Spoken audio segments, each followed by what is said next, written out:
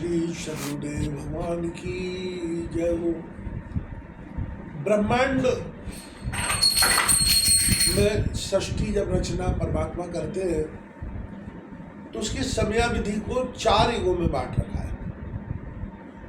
पहला सतयुग, दूसरा त्रेता, तीसरा द्वापर और चौथा कलयुग।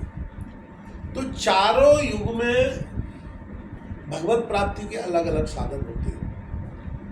सतयुग सबसे बड़ा होता है और उसमें जो मनुष्य है उनकी आयु भी बहुत अधिक होती है, लाखों वर्ष की आयु होती है। फिर त्रेता में हजारों वर्ष की आयु होती है, द्वापर में फिर उससे कम होती है और कलयुग में सबसे कम होती है। और सब में भगवत प्राप्ति के साधनों में थोड़ी सी भिन्नता रहती है। तुलसीदास जी महाराज एक चौपाई लिखते हैं इस संबंध में। वो कहते हैं कि सतयुग त्रेता द्वापर पूजा मख अरियोग और जो गति होए सो कल हरि नाम पावे लोग। सतयुग त्रेता द्वापर, इसमें पूजा विधि विधान से की जाती है। पूजा विधि मख योग, मख बोलते यज्ञ को। इसमें बड़े बड़े यज्ञ किए जाते हैं भगवत प्राप्ति के लिए। अश्वमेध यज्ञ जिसमें करोड़ों अरबों रुपए खर्च होता है, बड़े बड़े यज्ञ होते हैं। और योग साधना करना पड़ती है, तप करना पड़ता है, बहुत कठोर तप करना पड़ता है। तो तुलसी बाबा कह रहे हैं कि कलयुग को बिल्कुल सहज कर दिया है, कलयुग को बिल्कुल सरल कर दिया। कलयुग को क्या कर दिया कि जो सतयुग त्रेता द्वापर में जो आपको बड़े बड़े यज्ञ करने से, बड़े बड़े तप करने से और बड़े बड़े योग साधना करने से जो लाभ प्राप्त होता वो आपको कलयुग में से भगवान के नाम लेने से हो जाएगा। कलयुग सब जुग आन नहीं जो नर कर विश्वास और गाय राम गुण गण विमल भवतर विनय प्रयास। कलयुग इतना अच्छा है इस मामले में कि कलयुग जैसा युग आने वाला नहीं है। अगर आपने भगवान का संकीर्तन में मन लगाना शुरू कर दिया, भगवान के जप में मन लगाना शुरू कर दिया, भगवान की नवदा भक्ति में मन लगाना शुरू कर दिया तो आप भवसागर पार हो जाओगे। और सबके लिए खोल दिया है। तो ऐसा नहीं है कि ब्राह्मण ये काम कर पाएगा, क्षत्रिय कर पाएगा, वैश्य करेगा और शूद्र जो है वो भगवत प्राप्ति से दूर हो जाएगा। ऐसा नहीं, भगवान सबके लिए खुले हैं, सबको भगवत प्राप्ति का अधिकार है। देखिए क्या कहते हैं तुलसी बाबा, बोले पुरुष नपुंसक नारीवा जीव चराचर कोय और सर्व भाव भज कपट तज मोह परम प्रिय सोय। पुरुष हो चाहे स्त्री हो, चाहे नपुंसक यानी किन्नर हो, पुरुष नपुंसक नारी व जीव चराचर कोई, चराचर में सारे ब्रह्मांड में कोई भी प्राणी हो, अगर वो सारे भाव भगवान की तरफ मोड़ देता है, अपने संसार से भाव हटा करके भगवान में लगा लेता है और भगवान का भजन करता है, सर्वभाव भज कपटता, जो कपट का त्याग कर देता है, छल प्रपंच का त्याग कर देता है, भगवान कहते हैं वो मुझे सबसे अधिक प्रिय है। मोह परम प्रिय सोय, वो मुझे सबसे अधिक प्यारा है। और तुलसी बाबा यहाँ तक कह रहे हैं कि आप कलयुग में कुछ भी कर लो और अगर आपने नाम भजन नहीं किया तो आप भगवान की प्राप्ति कर नहीं सकते हैं और भवसागर पार नहीं हो सकते हैं और आपको सुख शांति भी मिल नहीं सकती है। देखिए चौपाई पढ़ के सुनाते हैं आप। बारी मथे बर होए घृत, ये दोहा सुना रहे रामचरितमानस। और शिकता ते बर तेल बिना हरि भजन न भव तरे, यह सिद्धांत अपेल। बारी मथे बर होए घृत, बालू को मथने से घी बन जाए। पानी बारी मथे बर होए घृत सिकता ते बल, जल को मथने से बारी मथे बर होए घृत घी बन जाए। सिकता यानी बालू को तैयार करने से बारी मथे बर होए घृत सिकता ते बर तेल, तेल प्राप्त हो जाए। जबकि असंभव है, बालू से तेल मिल सकता है, जल से घी बन सकता है क्या? नहीं बन सकता, असंभव है। किंतु बिना हरि के भजन के भवसागर कोई भी प्राणी हो नहीं सकता है। बिन हरि भजन न भव तरह, यह सिद्धांत अपेल, इस सिद्धांत को कोई चैलेंज नहीं कर सकता, ये सर्वमान्य सिद्धांत है। अगर आपको भवसागर पार होना है तो आपको भगवान का भजन करना ही पड़ेगा। ये कलयुग को ऐसा भगवान ने बना दिया है। और देह छोड़ते समय एक बार भी आपकी जिह्वा पे नाम आ गया तो आप भवसागर पार हो जाएंगे। बोले जा सुदाम सुमरत एक बारा, उतरे नर भव सिंधु अपारा। अपार भवसागर को आप पार हो जाओगे एक बार भी आपकी जिह्वा पे भगवान का नाम आ गया। एक बड़ा सुंदर छोटा सा भजन लिखा है संत लोगों ने। बोले नाम लेने से तर जाएगा, पार भव से उतर जाएगा। नाम लेने से तर जाएगा, पार भव से उतर जाएगा। राम कहने से तर जाएगा, पार भव से उतर जाएगा।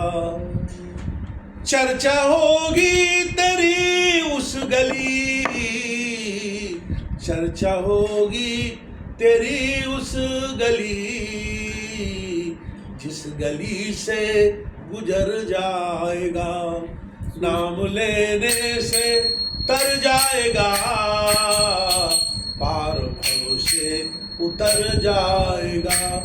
बड़ी मुश्किल से नर तन मिला, बड़ी मुश्किल से नर तन मिला, अब न जाने किधर जाएगा। पार भव से उतर जाएगा। राम कहने से तर जाएगा, पार भव से उतर जाएगा। पार भव से उतर जाएगा, राम कहने से तर जाएगा। चर्चा होगी तेरी उस गली, जिस गली से गुजर जाएगा। राम कहने से तर जाएगा, पार भव से उतर जाएगा। तो ये सारी चौपाइयाँ ये कह रही कि आपको भवसागर पार होना है तो आपको राम का नाम या कृष्ण का नाम, जो भी अपने आराध्य हो, जो अपने को अच्छा लगता है, राम कृष्ण राधा रानी हनुमान जी शंकर जी देवी भगवती, कोई भी जो नाम आपको अच्छा लगे वो आपको एक नाम पकड़ना पड़ेगा। अब लोग प्रश्न करते हैं कि भैया कोई भवसागर पार हुआ है क्या नाम से? तो भागवत जी में एक बड़ी प्रसिद्ध कथा आती है अजामिल की। अजामिल एक ब्राह्मण परिवार का व्यक्ति था और अच्छा था वो स्वभाव से, पर एक बार क्या हुआ कि वो जंगल में गया फल फूल लेने। पहले जंगलों में फल फूल मिल जाते थे, तो वहां एक शराबी टाइप का व्यक्ति, दुष्कर्मी व्यक्ति, एक वेश्या के साथ दुष्कर्म कर रहा था। संभोगरत था, तो उसने देखा तो उसके मन पे बड़ा बुरा प्रभाव हुआ उसका। क्या होता है कि जैसे दृश्यों को हम देखते हैं, जैसी चीज़ों को हम सुनते हैं, जिन चीज़ों में हम मन लगाते हैं, हमारा स्वभाव वैसा ही बन जाता है। तो इसलिए इन चीज़ों से बच के रहना चाहिए। इसलिए कहते हैं भैया मोबाइल में कोई गंदे दृश्य मत देखो, गंदे लोगों से मत मिलो, गंदे लोगों से बातचीत मत करो, क्योंकि वो अपना स्वभाव गंदा करते हैं। अब उसने वो गंदा दृश्य देखा, वो वैश्या का और वो बिगड़ल व्यक्ति का, तो उसके मन पर बड़ा बुरा प्रभाव हुआ। अब वो तो चला गया कहीं व्यभिचार करके। अब ये उस वैश्या के पास गया, वैश्या से बोला भैया क्या आप मेरे साथ संपर्क बना सकते हो? तो वैश्या ने कहा कि भाई हमारा तो काम ही यही है, हम तो पैसे लेते हैं और पैसे लेकर के यही काम करते हैं। तो उसको घर ले आया, वैश्या को घर ले आया और अब उसको रख लिया घर में, और उसके साथ में जो है दुष्कर्म करने लगा। अब दुष्कर्म करने लगा, माता पिता का जो पैसा था वो भी खत्म हो गया, सब घर में भूखों मरने की स्थिति आ गई, वो बड़ा परेशान हो गया। अब क्या हुआ कि वो जब पैसा नहीं मिला तो वैश्या छोड़ के चली गई। भाई वैश्याएं तो तब तक टिकती है जब तक पैसा मिले, उनको पैसा नहीं मिलेगा तो वो छोड़ के चली जाएगी। अब क्या हुआ कि कोई गरीब टाइप की एक आज इसकी स्त्री थी, पत्नी, विवाह किया था, तो वो बेचारी रह गई और ये रह गया, वेश्या चली गई, बड़ा दुखी, वेश्या चली गई छोड़ के। अब एक दिन क्या हुआ कि अब कैसे भी अपना पेट भरता, कुछ गुजारा बसारा करता था, काम वाम करने जाता, कैसे तो भी अपनी गुजर बसर करता, कुछ करता हुआ काम। एक दिन कहीं काम पे गया हुआ था। अब एक दिन की घटना है कि कुछ साधु आए। पहले साधु भिक्षा मांगने जाते थे घरों में, किसी भी घर में चले गए, वहां जाकर के आवाज लगाई, भिक्षाम देही माँ, भिक्षाम देही माँ, मुझे भिक्षा दे दो, भिक्षा दे दो। पहले नियम ये था साधुओं का कि 1-2 बार भिक्षा मांगते, अगर किसी ने दे दी तो ठीक है, नहीं तो आगे बढ़ जाते। 5 घरों में गए, 5 में से किसी ने कुछ दे दिया, लेके आए, अपना रोटी दे दी, खाली आटा वाटा दे दिया, बना लिया और अपने भगवान का भजन किया। तो साधु आए तो वो पत्नी जो इसकी थी अजामिल की, वो थोड़े अच्छे स्वभाव की थी। तो पत्नी ने कहा कि महाराज आप बैठो, मैं आपको भोजन भी करवा देती हूँ, भोजन का समय हो रहा है, आप बना लो, मैं आटा दे देती हूँ, आपको चावल दे देती हूँ, दाल दे देती हूँ, खा लो आप खाना। तो साधुओं ने खाना वाना बनाया, खाना बना के खाया और उससे पूछा कि माई तुम्हारे पतिदेव कहाँ हैं? तो उसने कहा कि बाबा जी पतिदेव मेरे कई काम वाम पे गए हैं, पर वो उनका स्वभाव नहीं है साधु संतों में प्रीति करने का, साधु संतों में कोई निष्ठा नहीं है, उनका स्वभाव भी नहीं है, भगवान में भी उनका मन नहीं है, तो आप जाओ, अब आपने भोजन हो गया, आप जाओ। तो बोले नहीं, ऐसा व्यक्ति है तो हम उससे जरूर मिलेंगे। साधु जिद में अड़ गए। अब वो अजामिल आया तो उसे देखा साधुओं को, तो एकदम नाराज हो गया, ये साधु कहाँ से आ गए घर में, उसकी वृत्ति तो खराब थी। पत्नी ने बड़ा समझा बुझा के शांत किया उसको। अब साधु कहने लगे उससे, बोले भैया हमने भोजन किया तुम्हारे यहाँ, अब हम जो है दक्षिणा लेंगे, भोजन किया तो हमको दक्षिणा चाहिए। और बिगड़ गया ये, इसने सोचा ये पैसे वैसे मांगेंगे। तो साधुओं ने कहा कि नहीं, पैसे नहीं मांगेंगे, हम एक वचन लेंगे तुमसे। तो अजामिल ने कहा कि महाराज क्या वचन लोगे? बोले वचन ये लेंगे कि तुम्हारी जो पत्नी है वो गर्भवती है, और हम साधु संत थे, हमने अपनी तपस्या से देख लिया है कि इसको पुत्र की प्राप्ति होगी तुमको, तो तुम एक काम करना। बोले क्या काम करें? बोले उसका नाम नारायण रख देना। तो अजामिल बड़ा प्रसन्न हो गया, कहने लगा इसमें क्या, इसमें तो पैसा लगना ही नहीं है अपना, अरे नाम ही रखना है, कुछ तो नाम रखना था, तो आप जो कह रहे हो अजामिल रख देना, तो मैं रख दूंगा अजामिल नाम। साधुओं ने कहा बस तुम अजामिल नाम रख देना, उसका इतना काम कर दो। बोले हाँ अजामिल नाम रख देते। अब उसने बच्चे का नाम अजामिल रख दिया। अब इधर क्या हुआ कि अजामिल की नारायण रख दिया अजामिल ने। अब इधर अजामिल की उम्र काफी हो गई थी, बूढ़ा हो रहा था, तो वो बच्चे से बड़ा प्यार हो गया उसको। तो हर बात में बच्चे को बुलाए, नारायण नारायण आ जाओ, पानी दे दो मेरे को, नारायण रोटी खिला दो मेरे को, कुछ भी काम हो। अब बाप बाल बच्चे को बोलते ही अपने, और वृद्ध हो तो बोलेगा ही, क्योंकि खुद तो बनता नहीं उनसे, तो बार बार नारायण नारायण नाम लेता। अब उसको नारायण नाम लेते रहते आदत पड़ गई। एक दिन क्या हुआ कि उसकी उम्र के 20 वर्ष पहले ही यमदूत उसको लेने आ गए और यमदूत उसके प्राणों को खींचने लगे। एक नियम होता है कि जब व्यक्ति की मृत्यु होती है और जब जन्म होता है तो भयंकर पीड़ा होती है, इतना दुख होता है जैसे हजारों बिच्छुओं ने एक साथ काट लिया। चौपाई आती है, जन्मत मरत दुषय दुख होई, जन्म लेते समय मरते समय दुषय पीड़ा होती है, सहन नहीं होता उसको, बहुत पीड़ा होती है, प्राण इतनी शक्ति से निकालते हैं। और दिखते हैं वो यमराज कि भैंसे पे बैठ के आ रहे हैं, रस्सियाँ लिए हुए हैं और भयंकर उनका रूप है, हथियार लिए हुए हैं, ऐसे तलवारें लिए हुए हैं, ऐसे भयंकर रूप धारण करके आते हैं। तो घबराया ये, जैसे इसने यमदूतों को देखा घबराया तो जोर से चिल्लाया, नारायण नारायण नारायण, बचाओ बचाओ बचाओ। अब क्या हुआ कि भगवान के पास इसकी पुकार पहुंची। भगवान नारायण क्षीर सागर में विश्राम कर रहे थे, लक्ष्मी जी बैठी हुई। लक्ष्मी जी को बोले भगवान नारायण मेरा एक भक्त मुझे पुकार रहा है। तो लक्ष्मी जी ने कहा कि वो तुमको नहीं पुकार रहा है, वो अपने बेटे को पुकार रहा है। अरे बोले बेटे को पुकार रहा होगा पर नारायण मेरा भी तो नाम है, तो मैं तो ये मान के चल रहा हूँ कि मुझे ही पुकार रहा है। अब हुआ क्या कि चलो वो नाम लेते लेते उसकी जो पाप थे वो क्षय हो गए, नारायण नारायण बोलते हुए, तो उसका अंतःकरण भी पवित्र हो गया। तो भगवान ने अपने पार्षदों को कहा कि तुम तुरंत जाओ और उसको बचाओ। अभी तो उसका मृत्यु का समय नहीं आया, 20 वर्ष और बाकी थे उसके मरने के, और 20 वर्ष पहले ही वो ले जा रहे थे उसको यमदूत। भगवान के पार्षद आए तुरंत, वो तो एक क्षण में पहुंच जाते हैं, और उनको बहुत उससे लड़ाई हुई यमराज के पार्षदों से, भगवान के पार्षदों की।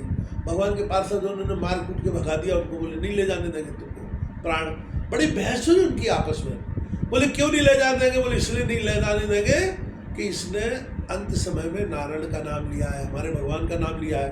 तो जो भगवान का नाम लेता है, एक बार भी उसकी जिह्वा पे भगवान का नाम आ गया तो वो भगवान के धाम को जाता है। तो बोले हम ले जाएंगे इसको, तुमको नहीं ले जाने देंगे। भगवान के भक्त को कभी यमदूत नहीं ले जाते, भगवान के भक्तों को भगवान के पार्षद ले जाते। जो भी अपने इष्ट होंगे उनके धाम को अपने को ले जाएंगे। कृष्ण के इष्ट है तो भगवान का गोधाम गोलोक है, भगवान राम जी का वैकुंठ है, हनुमान जी की जो भक्ति करता है वो भी वैकुंठ जाता है, शंकर जी की जो भक्ति करता है वो शिवलोक जाता है, कुछ ब्रह्म लोग जाते हैं, जो ज्ञान मार्गी लोग होते हैं आधे अधूरे रह जाते हैं, ब्रह्म लोग जाते हैं, ऐसे सबके लोग हैं इनके। तो पार्षदों ने कहा भगवान के कि हम नहीं ले जाने देंगे, तो उनको मारपीट के भगा दिया। यमराज के पास गए, वो यमराज कोर्ट ने जाके शिकायत की, तो यमराज ने कहा कि भैया भगवान तो मेरे भी स्वामी है, मैं तो उनका दास हूँ भगवान का। अब भगवान के पार्षद तो जो करे वो सब सही, मैं तो कुछ भी नहीं कर सकता, भगवान जो करे सब सही। भगवान के पास उसकी जीवात्मा को ले गए। भगवान ने कहा कि भैया 20 वर्ष और है अभी तो इसको वापस उस शरीर में ले जाओ, और उसको कहा कि अब तुम मेरा भजन करो और आराम के साथ 20 वर्ष गुजारो, और जब तुम्हारी पुनः देह छूटेगी तो मैं अपने धाम वापस तुम्हें बुला लूँगा। तो ये जो भागवत जी की कथा है, अजामिल की कथा, बहुत प्रसिद्ध कथा है। तो ये कथा ये कहती है कि भगवान का नाम आप भाव से ले रहे हो कि कुभाव से ले रहे हो कि आलत में ले रहे हो, जैसे भी ले रहे हो, भाव कुभाव अनख आलत हो, नाम जपत मंगल दिस दसहु, कहो कहाँ लगो नाम बड़ाई, राम न सके नाम गुण गाई। अब भाव से जपो कि कुभाव से जपो कि आलस में जपो कि आदि नीच में जपो, कि आपने स्नान किया हो कि नहीं किया हो, कि आपके कपड़े धुले हुए हो कि नहीं हुए हो, भगवान इसकी चिंता नहीं कर रहे। भगवान तो बस ये देखते हैं कि आप उनका नाम जप रहे हो कि नहीं जप रहे हो। अगर आपने उनका नाम जपा तो आपका कल्याण होगा, सो होगा, 10 दिशाओं का कल्याण हो जाएगा, आप चलते फिरते तीर्थ हो जाएंगे। इसलिए संतों को चलते फिरते तीर्थ कहा जाता है, तीर्थ राज कहा जाता है। मुद मंगलमय संत समाजू, जो जह जंगम तीर्थ राजू, तीर्थ सकल तहां चली आई। जब संत लोग कथा करते हैं वो सारे तीर्थ अपने पास आ जाते हैं, प्रयागराज भी अपने आप आ जाते हैं, क्योंकि वो तीर्थ राज है। गंगा जी ने कहा कि भैया मैं लोगों के पाप धोती हूँ, पाप धोते धोते मेरे अंदर पापों की बहुतायत हो जाती है, तो मेरे पाप कैसे नष्ट होंगे? तो भगवान ने कहा कि जब संत लोग तुम्हारे अंदर नहाएंगे, जो भगवान का भजन करते हैं भजनानंदी लोग, तो वो जब आपके अंदर नहाएंगे तो सारे आपके पाप क्षय हो जाएंगे। तो कहने का तात्पर्य है कि भगवान का नाम इतना पावन है, इतना पवित्र है, कोई सा भी नाम, ऐसा नहीं कि कोई बड़ा है कि छोटा है, कोई बड़ा छोटा नहीं है। जो फल आपको राधा कृष्ण कहने का मिलना है वही फल सीताराम कहने का मिलना है, वही नारायण नारायण कहने का मिलना है, वो वही ओम नमः शिवाय का मिलना है। आपको जो अच्छा लगे वो आप नाम लेना जप करना शुरू कर दो, और जितने ज़्यादा से ज़्यादा हो, नहा रहे हैं, खाना खा रहे हैं, या मतलब झाड़ू लगा रहे हैं, कुछ भी कर रहे हैं, बस नाम जप नाम जप नाम जप चलता रहे, आप भवसागर पार हो जाएंगे, इसमें कोई संदेह नहीं। आज के सत्संग में हमारा यही कहना है, नाम जप करो, जितना ज़्यादा से ज़्यादा हो नाम जप करो, और भगवान की शरणागति में पा करके इसी जन्म में मुक्त हो जाओ। सद्गुरुदेव भगवान की जय।